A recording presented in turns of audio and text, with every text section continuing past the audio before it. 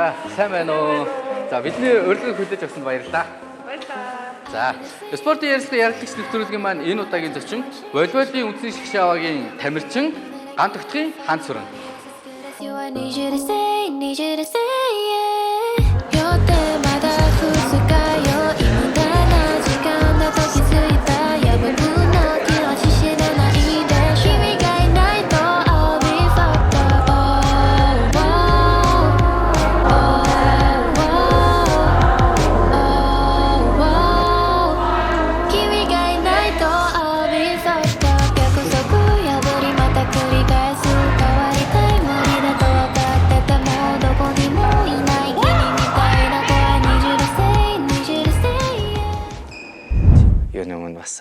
бидний урилгыг хүлээж авсанд баярлалаа. Баярлалаа гэд. Хоёр удаагаа тантай ярилцж байгаадаа ямар ч таатай. Баяртай байна. Уулзааг удсан байна. Одоо шгшаваагийн тамирчид маань одоо бэлтгэл гарсан маань 5 жилийн дараа ингээд олон улсын тэмцээнд оролцох гэж байна. Одоо энэ олон жилийн дараа ингээд тэмцээнд оролцох гэж байгаа сэтгэл ямар байна? Нилээ өндөр байна. Гэт 5 жилийн дараа одоо шгшаваагаараа гадагш явах гэж байгаа болохоор тэр баяртай байна. 2015 онд анх шгшаваагт орсон байхгүй. Тэгэхэд бол яг хүүхэд байсан. Гадаадад өөрийгөө нэлээд хөгжүүлэх гэж хичээлээ, хувийн талаасаа, спортын тамирчин талаасаа. Одоо тэр үр өгөөж гэх юм уу те сурсан мэдснээ шгшаваагт л гаргаад амжилттай л ер нь бодогдтiin байна да. Манай багш нар одоо олон улсын хэмжээний мастер хэрлэн олон улсын хэмжээний мастер наран туяа гэд хоёр багш маань ерөнхий тасалжуулагчийг явж байгаа. Тэгээд Чулуун Батах манаас бид нар дээр bir туслах тасалжуулагчаар ирж байна. Тэр хүмүүсийн туршлагыг бид нар бас сурч авч байгаадаа тийм баяртай. Тэ нэг тийм яг л нэг удахгүй өсөж дэвчгээд байгаа тийм л баг бүрдсэн байна да. Ер нь нэг юм хөгжих гээд байгаа юм л харагдаад байна нүдэнд. Ингээд үг олдохгүй. Гэгээтэй. Тийм ээ. Тэрэнд нь аль болох нэг хүч олчихсан те аль болох нэг юм дэм болчихсон сурсан мэдсний хаваачсан гэл байж байна да. Одоо 8 жилийн дараа ингээд шгшавааг дуудагдлаа. Мэдээж 15 онд дуудагцсан хандаа одооны хандаа хоёр бол ур чадварын хувьд цаг хугацааны хувьд одоо зөндөө олон зүйл ингээд өөрчлөгдсөн байна. Хамгийн их одоо бас өөрчлөгдсөн. Өөрийн чинь хувьд одоо ахиц дэвшил гэвэл юу ганцлах вэ? За одоо өс маань байна гэдэг. Юу л бол маазрах гэдэг юм хөгжилтэй ах туртай болохоор яг хуу хувийн талаасаа маш их өөрчлөгдсөн байна. Ер нь бол юу байна гэхээр жишээлбэл адгалжил хүнтэй харилцаа ч юм уу тий. Тэгээ энэ спортоо харах өнцөг. Тэгээ энэ спортороо дамжуулаад нийгэм сайн сайхныг түгээх хүүхдүүдэд урам зориг өгөхтэй нэг тэр сэтгэл дотор байгаа жижигхэн дүлийг ингээд нэг бадамлуулаад гал болгочихсон гэдэг нэг тийм хүсэл бол бүр яалтчгүй нэг зүрхний тэр гүнд бол байдаг болчт юм байна. Бас сая над руу санал ирлээ л дээ. Солонгосын лигт ингээд драфтчлуулаач гэдгсэн. Гэтэ би болохоор татгалцсан. Яагаад тэгэхээр одоо яг бидний бэлдэж байгаа тэмцээн болохоор Азийн клубүүдийн аврах шалгаруулах тэмцээн. Монгол улсаас оролцоогоо олон жил болж байгаа.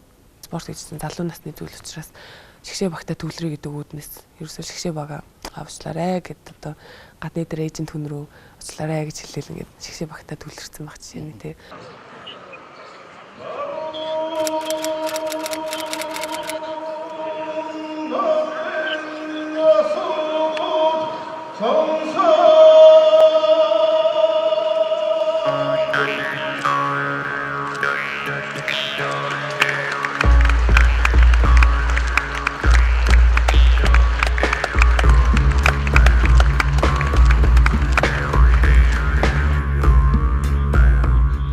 Монгол түмний бахархал болсон Гант Өгтөх гардын охин Баян-Мөнх аваргын ач охин тийм ээ. Одоо энэ сайхан аав өвөө энэ сайхан гэр бүл нь өнөөгийн одоо Ханц Сүрэнг бий болгоход одоо тамирчны хувьд ч гэсэн хувь хүний хувьд ч гэсэн ингэж төлөвшөж хүмүүжихэд нь одоо хэрэг яаж ирнэлээсэн. Миний амьдралыг чиглүүлж зурж өгж өнгөлж одоо тий ингээд юу эдийн унахт нь түшчтэй босч явахт нь дарж бүх юм хийж байгаа хүмүүс бол миний гэр бүлийн хүмүүс ахгүй. Ерөөсөө л хамгийн эрхэм нандин хүмүүсээ гомдоохгүй тэднийхээ хайр хүндэтгэлийг хүлээж дааж явна гэдэг л бол. Би чинь заримдаа аавыгаа хичээн штэ. За баяртай аваа. Хайртай шүү гэлтэй гот өөдөөс за аавтаа гэл тэгдэх. Үе та чи хайртай гээчтэй охиндоо амар сони юм би гэлтэй гот аав. За гэл тэгдэх. Үгүй та тэгээ яг хайртай шүү гэд хэлэлтэй гэдэг гот аав өөдөөс шоолол. За аав охиндоо хайртай шүү гэдэг жаахгүй. Тэгээд иймэрхүү харилцааг үүсгэхийг жоо ер нь хичээд зэрдэг л доо. Баян мөнх аваргын ач охин гэж хэлэгдээл, гардын охин гэж хэлэгдэж байгаа ч гэсэндээ тэрэндээ хизээч ингэж хөөе чи гэж ингэж хизээч болохгүй шөл гэж аяг цагтдаг байхгүй.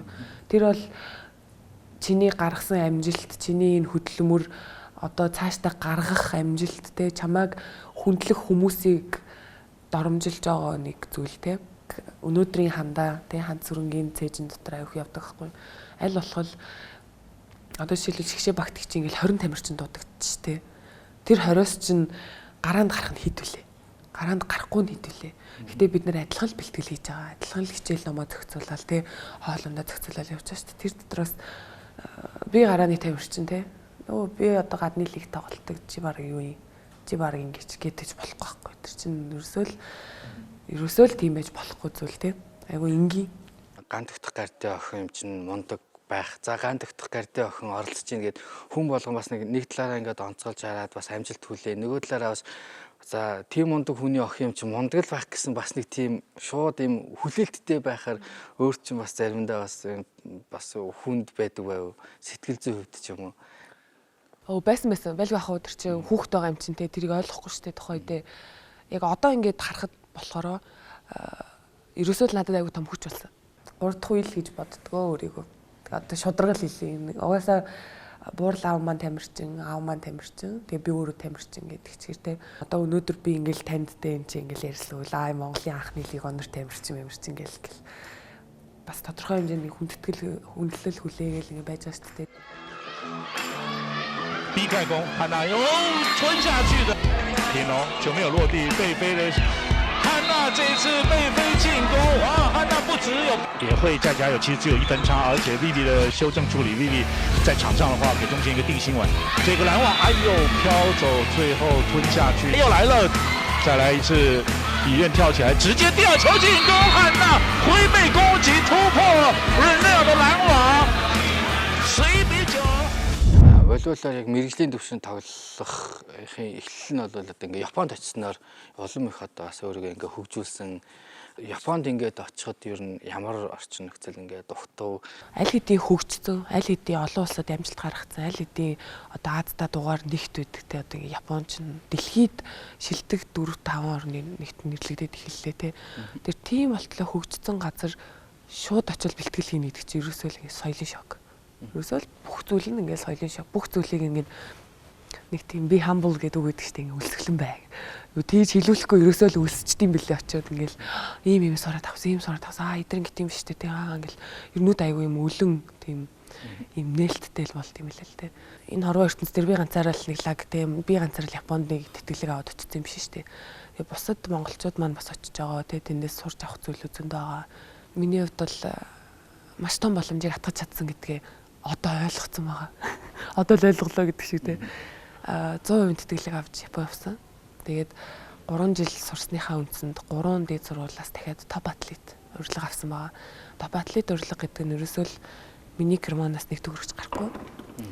Ийш тийшээ тэмцээнд явхад ерөөсөө л би волейбол тоглоод тэнд тамирчнаа ихэд л хангалттай гэдэг тийм одоо төвшний тэтгэлэг ахгүй юу? Хандагийн хувьд одоо Японы дээд лиг тоглосон Монголын анхны волейболчин.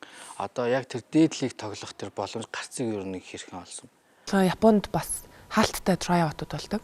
Драфтлдаг тамирчтай. Нэг онцлог нь болохоор олон клубээс санал аваад би өөрөө сонгох боломжтой байсан. 4 багаас урилга авсан. Би өөр нэг юм харамсах жоохон дург байхгүй. Жоохон ингэ жүжиг жоохон дургу. Тухайн үед л ерөөсөө л надад төрсэн мэдрэмж нэг тийм ийшээл явах юм байна да. Энэ клуб яг юм байна да гэсэн клуб нь Брэд Хамамацу гэдэг баг гэсэн. Вилигийн тамирчид ерөөсөө гадаад тамирчид дотоодын тамирчидтай нийлүүлээд яг 300 тамирчин байдаг. 300 тамирчнаас легонор буюу импорт гаднаас авсан гадаад иргэжлэлтэй тамирчид бол 13 дотор байдаг байхгүй юу. Дивишн 2-т ер нь легонор тамирчин би ганцаараа байсан тэр үйлрэлт. Тэгээ бодохоор ерөөсөө л нэг баг нэг легонортой гэж бодоход Японы дээдлэгт байсан 10 легонорын нэг л гэсэн үг байхгүй юу. Өөрөөрөө бас тодорхой хэмжээнд бахархаж байгаа. Монголын анхны легонор тамирчин гэдэг нэрийг сая Монголдо өнгөрсөн жил ирээд Монголын үндэсний олимпийн хорооноос одоо яг батламж олголоо. Түүхэнд нэрээ бичүүллээ. Бас Монголд ирсэн тэмцээнүүдэд бүгдэнд нь финалдлаа. Орсон бүх лигүүдтэй гадны лигүүдтэй финалдлаа. цомтооч боллоо, медальтаач боллоо. Өнөө хүртэл хугацаанд ер нь иргэншлээ солиод ингээд манай багт манай улсын нэр дээр ингээд тоглооч гэдэг санал ер нь хэр бол ирсэн. Яг иргэншлээ соль гэдэг нь бол 4 удаа ирсэн байгаа. Тэрнээс 2 нь Японы шгшээ багт тоглооч гэдэг санал. Нөгөө 2 нь болохоор дивизион 1-ийн 2 багаас. Өмнө ч гэсэн ярилцлага дээр өгдсөн те би Монгол улсын шгшээ багтаа тоглоно. Би Монгол улсын иргэншлийг юугаарч та солиж чадахгүй гэдэг. Мэдээж иргэншлээ солио тухайн улсын нэр дээр тоглоно гэдэг бол цаана бас асар их мөнгө яригдчихэж байгаа. Төгрөг те мөнгө төгрөг яригдчихэж байгаа. Амьдрал яригдчихэж байгаа. Миний залуу нас карьер яригдчихэж байгаа л та. Эхлээд өөрөө бодлоо юм л та. Тэгээд дараа нь аавтайгаа зөвлөл ээжтэйгээ зөвлөл. Суцаар урсж байгаа цус нь Монгол нь үнэн. Ээж аав охин нь үнэн. Тийм болохоор бас хэрвээ үнэхээр өөрөө солимоор байна гэдгийг л иргэншлийг солиход бас боломжтой штэ гэсэн юм бол ярьжсэн. Тэг би буурлаагаас бол их асууж зүрхлээг үлдээ. Өнгөрсөн жил 50 нийлийг тоглоод одоо мөнгөн медаль аваад ирсэн тийм ээ. Тийш ер нь тоглох боломж ирэх олдоо цаанаасаа ер нь санал тавихад ер нь хэрхэн хүлээж авсан. Тэр их гоё юм болсон юм аа. Тайваны шгшээ баг Японд ирсэн. Анх 10 хэдэн онд лээ. Тэгээд шгшээ багийн нөгөө холбогчтой нь би найз болсон байхгүй. Тайваны тэр холбогч охин л намайг айгу нүдэлцсэн юм байсан бэлээ. Оюутан бахад 2 санал иржсэн байхгүй. Тайваны тэгээ Филиппиний Супер лиг тэгээд топ лиг 2-т ингээд диш тоглооч 2 сараас гэдгсэн байхгүй. Тэнгүүд би чинь тухайд 3 дугаар курсээсэн. Тэгээд тэрнээс чи би яваад өгөхөр чи болохгүй шүү дээ. Нөгөө топ атлет гээд өргөдөд ороод ирсэн. Тэгснээ өөр улс руу яваад өгөхөр чи манай сургуульд бас тимч таата байхгүй. Японы V-лигт ороод ирэхэр чинь тэр чинь нөгөө легионер тамирчид ингээд бүртгэгдээд ороод ирж байгаа байхгүй. Ийм тамирчид. Тэгвэл би чинь нөгөө Монгол улсын иргэншилтэйг орчиж байгаа болохоор Монгол гээд ороод ирж штэ. Монгол тамирчин ханд сүрэн гандагдах гээл ороод ирэнгуут найз бичдэг байхгүй. Чи ингээд дараа үйлрэлд одоо манай коуч чиний тоглолтыг сонирхож байна. Миний коуч ингээд чамтай харилцахыг хүсэж байна, холбогдохыг хүсэж байна. Чамайг холбол зүгээр үү гэдэг байхгүй. Тэгэхээр надад бол тэр ингээд нэг тийм итгэмээргүй санал байсан яг үнэндээ. Гэд. Яг ханд зүрэнгийн тоглолтын онцлог гээд тухайн лигийнх ер нь ямар үнэлттэй байна?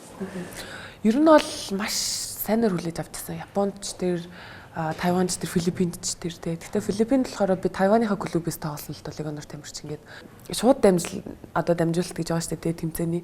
Тэрэн дээр намайг тэгтээ Japanese Mongolian атлет гэдэг гэсэн юм. Japanese Mongolian хана гэдэг. Нөгөө ханд сүрэн гэхээр аюу хэцүүлээд юм л да Монгол нэрүүлэх хүнд байна. Тэг ингээ бүтэн зөв хэлж чадахгүй те тэр хүмүүс чинь бас ийм харилцааны соёл аюу өндөртөөлээд юм байна л да ингээд юу нэг найм өгч болох уу те ингээд хин гэж дууддаг вэ гэдэг юм уу хандаа гэдгсэн чинь бас нөгөө хамдаа гэдэг аюу өвөөлээ тэг хандаа гэдэг чинь заг хана гэж дуудаж болох уу хана гэд тэр нь Тайванд ингээ хана гэдэг нэртэй болсон. Тэгэл нь сонирхолтой. Японд бол нэг панда гэж дууддаг. Тайванд хана гэж дууддаг те. Улсууд нэртэй болол. Өнгөрсөн жилд одоо ингэ би орсон бүх тэмцээндээ финалдад бүгдэнд мөнгөн медаль авсан байхгүй.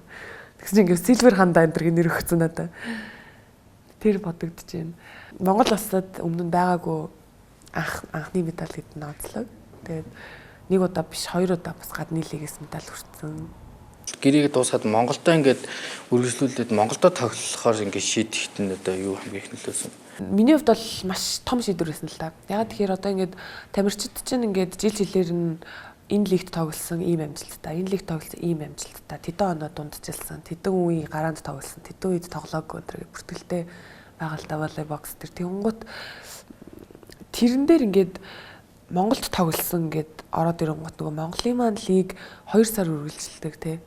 Тэгэл ингээл айгүй олон хүчин зүйлүүд гарч ирж байгаа юм л да. Дараагийн гадагшаа тоглоход одоо ингээл клубын маань эзэн гэх чинь ингээл ханд өн чиний нэг улиралд тоглох одоо цалин биш ээ. Чиний өнөөдөр өөрийгөө бий болгохын тулд хичээлсэн хөдөлмөрлсөн 10 жилийн хөдөлмөрийг чинь үнэлж байгаа үнэлэмж юм шүү гээл тий.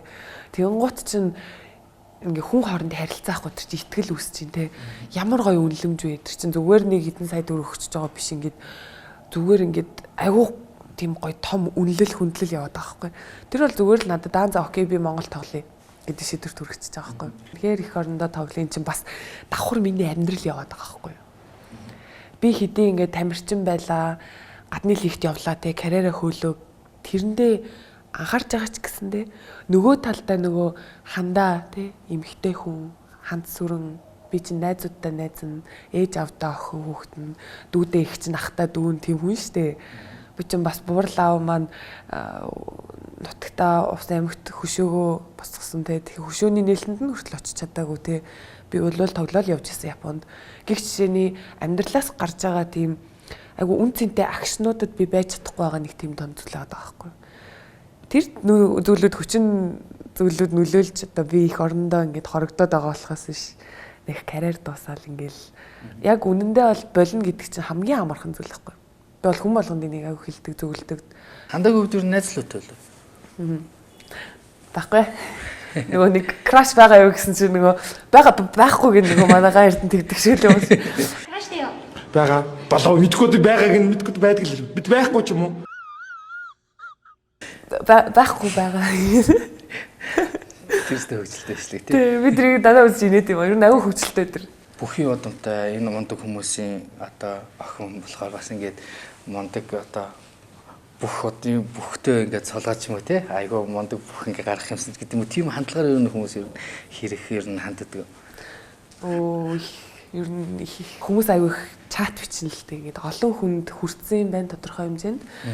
Тэгэнгუთ чатан дээр нь бас ингэдэг аахгүй.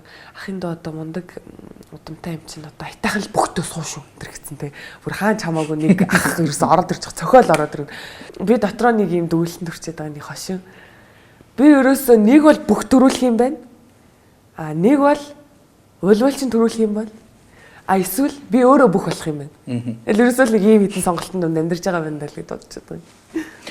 Өнгөрсөн жилийн наадмын дараа бас нөгөө сошиал дээр хүмүүс тэр бол зарим нэг ингээд хошин байдлаар бичиж байгаа даа. За одоо ингээд гартын охиныг одоо энэ орхон баяртайгаа ингээд суудахчвал ястаа нэг мундаг бүх төрхнө гээл.